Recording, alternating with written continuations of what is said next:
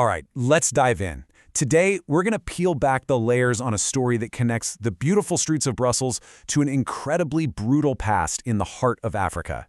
It's a story whose ghost, you could say, is still haunting Belgium right now. So it all kicks off with something happening right now. You might have seen it in the news. All across Belgium, statues of one of their most famous kings are being splashed with red paint, torched, and even torn down by protesters. So the big question is, why? Why all this anger at a king who's been dead for over a century? Well, the answer is complicated. It's like we're talking about two completely different people rolled into one. For a long, long time, many Belgians knew him as the Builder King. You know, the guy who used his massive fortune to build these grand, beautiful projects all over the country. But flip that coin over, and the rest of the world knows him by a much, much darker title, the Butcher of the Congo. So how on earth can one man be remembered as both a celebrated builder and a genocidal butcher? To really get this, we've got to go back in time. We need to look at the source of all that wealth and all that infamy.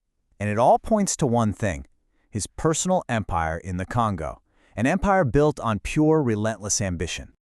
You see, Leopold had this obsession.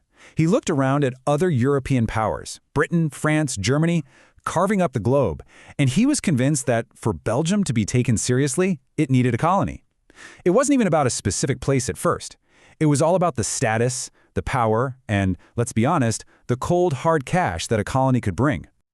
So how do you pull it off? Well, Leopold was incredibly slick, a true master of public relations and backroom political games. He sold his ambitions to the world as this noble humanitarian mission. He said he wanted to go to Africa to end the slave trade, to bring civilization. But it was all a smokescreen, a total lie to hide his real goal, which was pure profit. And all that scheming came to a head at the 1885 Berlin Conference. Picture this. Leaders from 14 Western nations get together to literally draw lines on a map of Africa and decide who gets what. And guess who wasn't invited to the meeting about Africa's fate? Any Africans. And in a move that is just mind-boggling, they agreed to hand over this massive territory, an area 76 times bigger than Belgium itself, not to the nation of Belgium, but to King Leopold II. Personally. It became his private property, his personal kingdom. And that detail, that it was his personal property, is absolutely key. Because it meant he answered to no one. He could set up any system he wanted, and he created one for pure extraction, built on a level of terror that's hard to even imagine. A system that would earn the horrifying name Red Rubber. The main tool of this terror was his private army, the Force Publique. Now, this wasn't the official Belgian military. No, this was a brutal militia made up of Congolese men, many of them captured and forced into service, led by white European officers. Their one and only job was to force the local people to collect rubber and ivory for Leopold's profit, by any means necessary. And the means they used were sickeningly methodical. It really shows you how cold and bureaucratic the cruelty was. You see, bullets were expensive, and Leopold didn't want his soldiers wasting them on, say, hunting for food. So the officers came up with a rule. For every single bullet you fire, you must bring back the severed right hand of the person you killed as proof. Now just think about the twisted logic that creates. What happens if you're a soldier and you miss your shot? Or you use a bullet to hunt an animal because you're starving? To avoid being punished yourself, you just find someone, anyone, a living person, and cut off their hand to make your bullet quota. Hands became a form of currency, a gruesome proof of work. And unbelievably, the mutilations were just one part of the system. There was the shakat, a whip of raw hippo hide so brutal it would tear flesh from bone. Entire villages would have their women and children taken hostage and locked in cages to force the men to go collect more rubber. And if a village resisted, the Force Publique would just massacre everyone, men, women, children, an entire village wiped out just to send a message.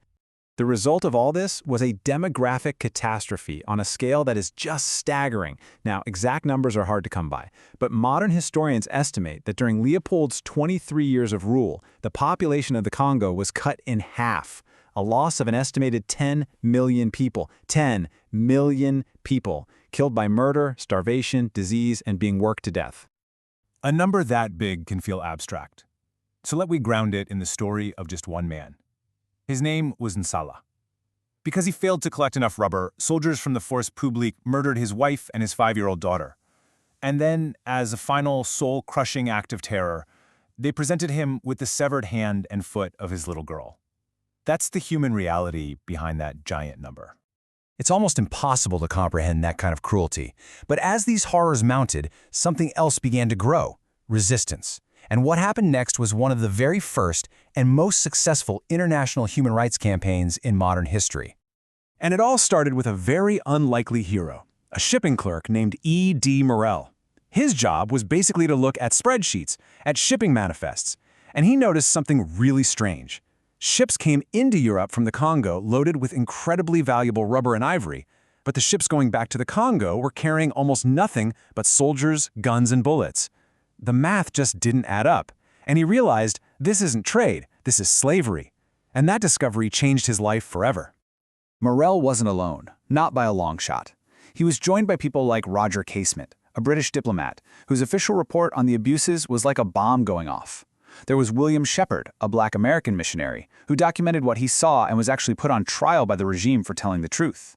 And most importantly, we have to remember the Congolese themselves, leaders like Kadolo and Malumi Nyama, who courageously led rebellions against their occupiers. And you know what? It worked. The campaign created so much international outrage that by 1908, Leopold had no choice. He was forced to give up his personal colony. But, and this is a huge but, he never faced justice, he wasn't punished, he actually sold the Congo to the Belgian government and was paid a fortune for giving up the territory he had so brutally plundered. And this brings us right back to where we started. Leopold's personal rule was over, but his ghost and his profits, they didn't just vanish, they're still lingering. And that is at the absolute heart of the debate raging in Belgium today. So take a look at this number, over 231 million euros. What is that? Well, it's the current estimated value of Belgium's Royal Trust, which is a public body that manages the properties of the royal family. And the connection is undeniable. A huge portion of the original money that set up this trust came directly from the profits Leopold squeezed out of the Congo. The money made from red rubber is still, today, embedded in the assets of the Belgian royal family. So you can see why this isn't just an argument about some old statues. It's about this very real, living legacy. On one side, you have people arguing, look, this is history. You can't just erase the past. A better solution is to just add a sign explaining the full context. But on the other side, people are saying, these statues do more than remember history. They glorify a man responsible for genocide. They are deeply painful symbols for Congolese people, and they honor a brutal system that has no place on a pedestal. And that leaves us with this final, really difficult question. When a historical figure is responsible for building up their own nation while at the same time brutally destroying another, how should they be remembered? There's just no easy answer, and it's a question that Belgium and a lot of other former colonial powers are still grappling with today.